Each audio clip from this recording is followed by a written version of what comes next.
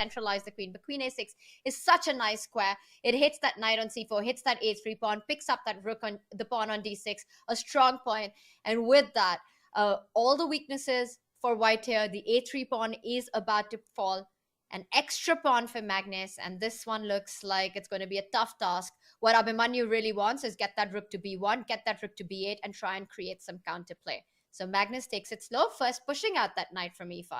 Because of your point, that rook coming to b8 was worrisome for him, or even to b7. So just get out of here. Where's the knight going? It go back to d3, but the knight will lose its square. I mean, this bishop can come to g6, for example. The pawn can come to c4. I feel like Abhimanyu is being kicked around here, Tanya, and something is going to fall. Knight g6, I could consider taking it and then taking on e2 at the end because I won't get back rank checkmated. I will have enough counterplay as black. So I think Magnus is successfully going to go up a pawn.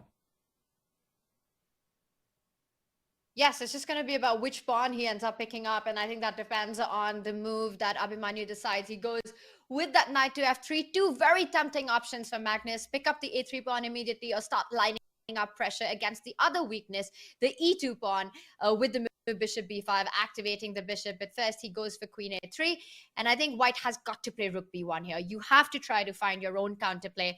And now look at this, just again, clinical stuff here by Magnus, offering a queen trade. You're up a pawn, you want an endgame, take away all the counterplay from your opponent.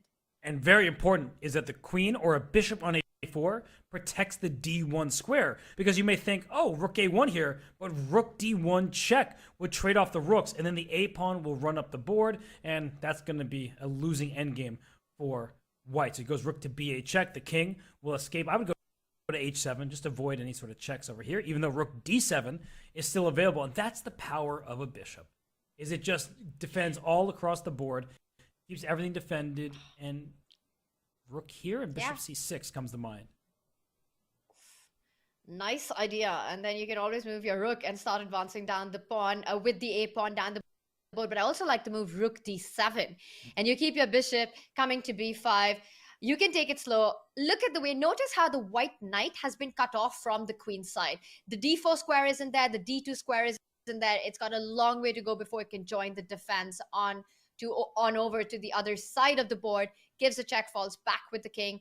The bishop will come and target the e2 pawn. Bishop b5 now comes to mind. He first spins the rook, the knight, and now bishop b5, rook d2 coming in, and another pawn is about to fall.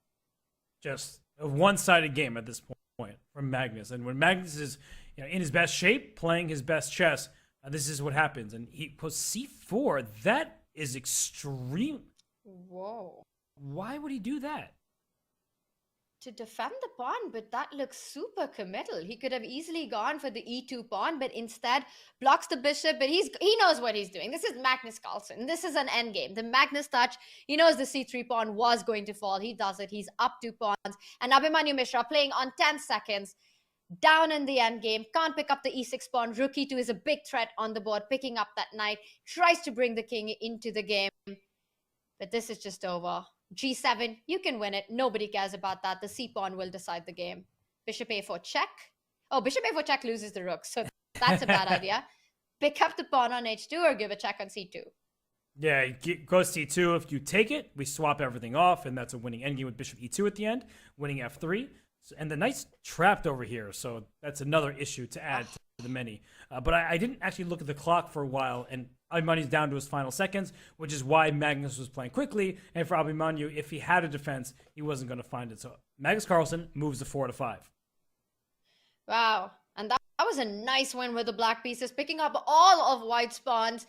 He moves to 4 points, as you mentioned. Let's go back to the other games as action is on all around. And Robert, what catches your attention? We're